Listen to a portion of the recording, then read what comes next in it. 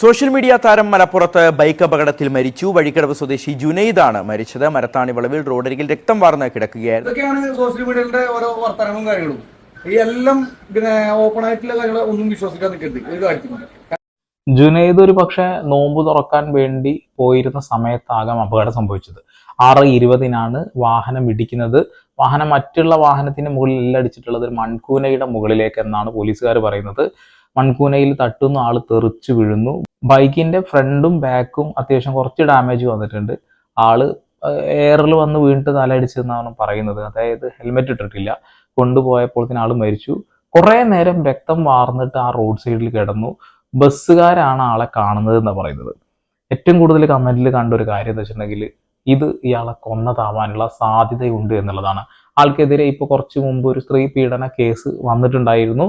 ആ ഒരു കാര്യത്തിൽ അദ്ദേഹം ജാമ്യത്തിൽ ഇറങ്ങിക്കൊണ്ട് അതിലൊരു എക്സ്പ്ലനേഷൻ വീഡിയോ തരാം എന്ന് പറഞ്ഞിട്ടുണ്ടായിരുന്നു. അതിൽ നിന്ന് മനസ്സിലാക്കാൻ കഴിഞ്ഞൊരു കാര്യം എന്ന് വെച്ചിട്ടുണ്ടെങ്കിൽ ഒരു പക്ഷേ അയാളെ ആ ഒരു കേസിൽ കുടുക്കിയതാവാൻ സാധ്യതയുണ്ട്. വിവാഹ വാഗ്ദാനം നൽകി 2 വർഷത്തോളം ആ ഒരു രീതിയിൽ പീഡിപ്പിച്ചു എന്നൊക്കെയാണ് പറയുന്നത്. ആ ഒരു കാര്യം എന്തായാലും അദ്ദേഹം പറയാൻ കഴിയാതെയാണ് മരണപ്പെട്ടു പോയിട്ടുള്ളത്. എന്തൊക്കെയായാലും അദ്ദേഹം ഇപ്പോൾ ഈ ഒരു ഭൂമിയിലില്ല.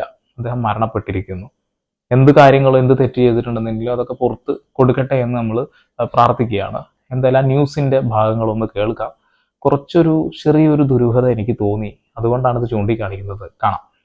ഷിഹാസ്, ഇന്ന് വൈകുന്നേരം 6:20 ഇത്തരത്തിലൊരു അപകടമുണ്ടായത്. ഈ കാരക്കുന്ന് മരത്താണി വളവിൽ റോഡരികിൽ രക്തം വാർന്ന് കിടക്കുകയായിരുന്നു ജുനൈദ്. കുറച്ചു നേരം അപകടം സംഭവിച്ചു. കുറച്ചു നേരം അദ്ദേഹം ഇങ്ങനെ ഇവിടെ രക്തം വാർന്ന് കിടന്നിരുന്നത്. അതിനുശേഷം പിന്നാലെ വന്ന ബസ്സുകാരാണ് ഇത് ശ്രദ്ധയിൽപ്പെട്ടത്. അതിനുശേഷം ഇവരുടെ നേതൃത്വത്തിലാണ് ഇദ്ദേഹത്തിന്റെ മഞ്ചേരി മെഡിക്കൽ കോളേജ് ആശുപത്രിയിലേക്കും മറ്റുമൊക്കെ മാറ്റിയത്. ഈ വളവിൽ തന്നെ, ഈ മരത്താണി വളവിൽ തന്നെ വലിയ രീതിയിലൊരു മൺകൂനയുണ്ട്. ഈ മൺകൂനയിൽ തട്ടി ഈ ബൈക്ക് മറിഞ്ഞ് ഇത്തരത്തിലൊരു അപകടം ഉണ്ടായത് എന്നാണ് പോലീസിന്റെ ഒരു പ്രാഥമിക ആയിട്ടുള്ള നിഗമനം. എന്തായാലും ഇദ്ദേഹത്തിനെ മഞ്ചേരി മെഡിക്കൽ കോളേജ് ആശുപത്രിയിൽ എത്തിച്ച് ഉടൻ തന്നെ ഇദ്ദേഹം മരിക്കുകയായിരുന്നു. തലയുടെ പിൻഭാഗത്ത് ഗുരുതരമായിട്ടുള്ള പരിക്കുണ്ടായിരുന്നു എന്നാണ് നമുക്ക് പോലീസിൽ നിന്ന് ലഭിക്കുന്ന വിവരം. ഓക്കെ, അദ്ദേഹം വാഹനമായിട്ട് പോകുന്നു, മൺകൂനയിൽ ഇടിക്കുന്നു, തെറിച്ചു വീഴുന്നു അല്ലെ. അപ്പൊ ഈ വാഹനത്തിന് ഈ ഒരു രീതിയിലുള്ള ഡാമേജ് എങ്ങനെ വരുന്നത് എനിക്ക് മനസ്സിലാവുന്നില്ല. രക്തം മാർന്ന് ഒരുപാട് നേരം അവിടെ കിടന്നിരുന്നു എന്ന് പറയുന്നു. അടുത്തുള്ള CCTV ക്യാമറകളൊക്കെ പരിശോധിക്കേണ്ടത് അനിവാര്യമായിട്ടുള്ള കാര്യമാണ്. കാരണം അത്രയും അധികം ആളുകൾ കമന്റ് ബോക്സുകളിലൂടെ പറയുന്നത് ഇതൊരു കൊലപാതകമാകാനുള്ള സാധ്യതയുണ്ട് എന്നുള്ളതാണ്. മറ്റുള്ള പല ആളുകളും ഇത് ചെയ്തു എന്നുള്ളതാണ് പറയുന്നത്. ഓക്കെ, എന്തൊക്കെയായാലും ഒരു മനുഷ്യന്റെ ജീവൻ നഷ്ടപ്പെട്ടു. അയാളിപ്പോൾ നമ്മുടെ കൂട്ടത്തിലില്ല, മരിച്ചുപോയി. ഒരുപാട് ആളുകൾ അദ്ദേഹത്തിനെ കളിയാക്കിയിരുന്നു. അദ്ദേഹത്തിന്റെ വീഡിയോസ് ഇഷ്ടപ്പെടുന്ന ഒരുപാട് ആളുകൾ ഉണ്ടായിരുന്നു. അദ്ദേഹത്തിനെതിരെ ഒരു പീഡന കേസ് വന്നപ്പോൾ പല ആളുകളും അയാളെ ചവിട്ടിത്താഴ്ത്താനുള്ള ശ്രമം നടത്തിയത് ഞാൻ കണ്ടു. ഞാൻ വീഡിയോ ചെയ്ത രീതി നിങ്ങൾ എല്ലാവരും കണ്ടതാണ്. ഈ ഒരു കേസ് യഥാർത്ഥത്തിൽ ഉള്ളതാവാനൊരു സാധ്യതയില്ല. പലപ്പോഴും കൊടുക്കാൻ വേണ്ടി ചെയ്യുന്ന കേസുകളാവാനും സാധ്യതയുണ്ട്. അത് അങ്ങനെയാണ്. 2 വർഷത്തോളമൊക്കെ വിവാഹ വാഗ്ദാനം നൽകി പീഡിപ്പിച്ചു എന്നൊക്കെ കേൾക്കുമ്പോൾ തന്നെ നമുക്കത് വിശ്വസിക്കാൻ കഴിയാത്തൊരു കാര്യമാണല്ലേ. ഓക്കെ, അദ്ദേഹം ഈ ഒരു ജയിലിൽ നിന്ന് ഇറങ്ങി ജാമ്യത്തിൽ ഇറങ്ങിയ സമയത്ത് ആദ്യം ചെയ്തൊരു വീഡിയോ ഉണ്ട്. ആ വീഡിയോ നിങ്ങളൊന്ന് കാണണം. അദ്ദേഹം തെറ്റ് ചെയ്തിട്ടില്ല എന്നുണ്ടെങ്കിൽ അദ്ദേഹത്തിനെ പഴി ചാരിയ, അദ്ദേഹത്തിനെ വഴക്ക് പറഞ്ഞ, വൃത്തികേടുകൾ പറഞ്ഞ ആളുകൾ ഈ ഒരു വീഡിയോ ഒന്ന് കാണണം. എല്ലാവരും ഞാൻ ജയിലിൽ നല്ലേ. ഇപ്പൊ ഞാൻ നിൽക്കുന്നത് മഞ്ചേരിയാണ്. മഞ്ചേരി എവിടെയാണ് ഇപ്പൊ നിൽക്കുന്നത്? എവിടെ അവരുടെ കടിയിലാണ് ഞാൻ നിൽക്കുന്നത്. ഇതൊക്കെയാണ് സോഷ്യൽ മീഡിയയുടെ ഓരോ വർത്തമാനവും കാര്യങ്ങളും. ഈ എല്ലാം ഓപ്പൺ ആയിട്ടുള്ള കാര്യങ്ങൾ ഒന്നും വിശ്വസിക്കാൻ നിൽക്കരുത് ഒരു കാര്യത്തിലും. കാരണം വെച്ചാൽ എല്ലാം ഫേക്ക് ആണോ ശരിയാണോ, സംഭവം ഉണ്ടായിട്ടുണ്ടോ അല്ലെങ്കിൽ അങ്ങനത്തെ ഒരു സംഭവമാണോ, ഇതൊന്നും തിരിച്ചറിയാതെ ഇത് നിലവിലുള്ളതാണോ ഒന്നും അറിയാതെ നിങ്ങളുടെ സോഷ്യൽ മീഡിയയിൽ പലരും പറയുന്നു. എന്ന് വെച്ചാൽ ഞാൻ ഇങ്ങനത്തെ സംഭവത്തിൽ ചെറുതായിട്ടുണ്ടായ തെറ്റിദ്ധാരന്റെ പേരിൽ മാത്രമാണ്, അല്ല വേറൊന്നുമല്ല. അല്ലെങ്കിൽ ഇപ്പൊ ഞാനിപ്പോ ഇവിടെ നിൽക്കില്ലല്ലോ.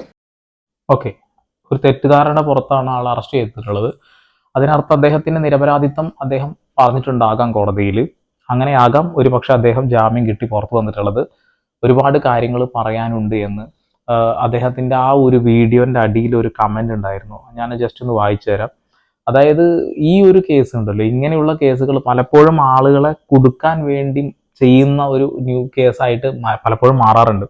കാര്യങ്ങൾ അറിയാതെ ഓരോന്ന് കമന്റ് ഇടുന്നവർ ഇടട്ടെ, സത്യാവസ്ഥ എന്താണെന്ന് ഞാൻ നിങ്ങളോട് വിശദമാക്കി തരാം, വെയിറ്റ് ചെയ്യൂ. വെയിറ്റ് ചെയ്യാൻ കഴിഞ്ഞില്ല. അപ്പോഴത്തേനും ആള് ഈ ലോകത്തോട് വിട പറഞ്ഞു. ഒരുപക്ഷെ പല ആളുകളുടെയും ആ ഒരു സംശയം, ഇതൊരു കൊലപാതകമാണോ എന്നുള്ള സംശയത്തിലേക്ക് തന്നെയാണ് എല്ലാവരും നോക്കുന്നത്. ഇനി അദ്ദേഹത്തിന്റെ പോസ്റ്റ്മോർട്ടം റിപ്പോർട്ടും കാര്യങ്ങൾ വന്നു കഴിഞ്ഞാൽ അറിയാൻ കഴിയും എന്ത് സംഭവിച്ചു എന്നുള്ള കാര്യം. നമുക്ക് വെയിറ്റ് ചെയ്യാം. അദ്ദേഹം പറഞ്ഞതുപോലെ അദ്ദേഹത്തിന്റെ നിരപരാധിത്വം ഞാൻ പറയും എന്ന് പറഞ്ഞതുപോലെ തന്നെ ഈ മരണത്തിൽ ദുരൂഹതയുണ്ട് എങ്കിൽ അത് പുറത്തേക്ക് എത്തുക തന്നെ വേണം. അയാൾ ആരെങ്കിലും അപായപ്പെടുത്തിയതാണെങ്കിൽ അത് എല്ലാവരും അറിയുക തന്നെ വേണം. അയാളുടെ ഒരുപാട് വീഡിയോസ് കണ്ട ഒരു വ്യക്തിയാണ് ഞാൻ.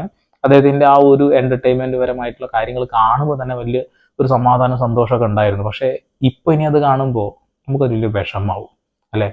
അദ്ദേഹം ജീവിച്ചിരിക്കുമ്പോൾ അദ്ദേഹത്തിനെ കളിയാക്കുന്നതൊന്നും വലിയ കുഴപ്പമില്ലല്ല.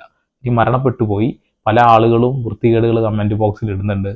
ഒരു പീഡന കേസിൽ പ്രതിയാണ്, ഇവനെ ഒന്നും വലുതാക്കി വളർത്തേണ്ട ആവശ്യമില്ല എന്നൊക്കെ പറഞ്ഞുകൊണ്ട് മരിച്ച ഒരാളെ പോലും കളിയാക്കുന്ന രീതിയിൽ കമൻറ്റ് ബോക്സിൽ പല ആളുകളും പറയുന്നു. അങ്ങനെ മരണത്തിന് കീഴടങ്ങിയ ഒരാളെ പിന്നീട് ഇങ്ങനെ കുത്തി കുത്തി നോവിക്കുന്നത് ശരിയാണോ എന്ന് സ്വയം വിലയിരുത്തുക. എന്തായാലും അദ്ദേഹത്തിൻ്റെ ആത്മാവിന് നിത്യശാന്തി ലഭിക്കാൻ വേണ്ടിയിട്ട് നമുക്കെല്ലാവർക്കും പ്രാർത്ഥിക്കാം. അദ്ദേഹം കുടുങ്ങിയ കേസിൽ അദ്ദേഹം തെറ്റുകാരനല്ല എന്നാണ് ഒരു പക്ഷേ ആ വീഡിയോ കണ്ടപ്പോൾ എനിക്ക് തോന്നിയത്. ഞാൻ അന്ന് തന്നെ അത് സേവ് ചെയ്ത് വെച്ചതാണ്. അദ്ദേഹത്തിൻ്റെ നിരപരാധിത്വം തെളിയിക്കുന്ന ആ ഒരു ദിവസം ആ വീഡിയോ ഇടാൻ വിചാരിച്ചു. പക്ഷേ നിർഭാഗ്യവശാൽ അദ്ദേഹം ഇല്ലാത്ത ഒരു സമയം ആ വീഡിയോ ഇടേണ്ടി വന്നതിൽ വളരെ ദുഃഖമുണ്ട്. ഓക്കെ, അറിയാത്ത ആളുകളുണ്ടാവും, അവർക്ക് വേണ്ടി വീഡിയോ ചെയ്തെന്നുള്ള പല ആളുകളും വാർത്ത കണ്ടിട്ടുണ്ടാവും. തെറ്റ് ചെയ്തിട്ടുണ്ടെങ്കിൽ അത് പടച്ചവൻ്റെ അടുത്ത് നിന്ന് തന്നെ കിട്ടും അതിനുള്ള ശിക്ഷ അല്ലേ. തെറ്റ് ചെയ്യാത്ത ആളാണെന്നുണ്ടെങ്കിൽ നമ്മൾ അങ്ങനെ ക്രൂശിക്കുന്നത് ശരിയല്ല അല്ലേ. ഓക്കെ, എന്തായാലും കാലം തെളിയിക്കട്ടെ, പോസ്റ്റ്മോർട്ടം റിപ്പോർട്ടും കാര്യങ്ങളും വരട്ടെ, പൂർണ്ണമായിട്ട് CCTV ക്യാമറ ഫൂട്ടേജുകളും എല്ലാ കാര്യങ്ങളും കണ്ടെത്തിയിട്ട് ഇത് കൊലപാതകമാണെങ്കിൽ അത് ചെയ്ത ആളുകൾ കൃത്യമായിട്ട് ശിക്ഷ കിട്ടട്ടെ.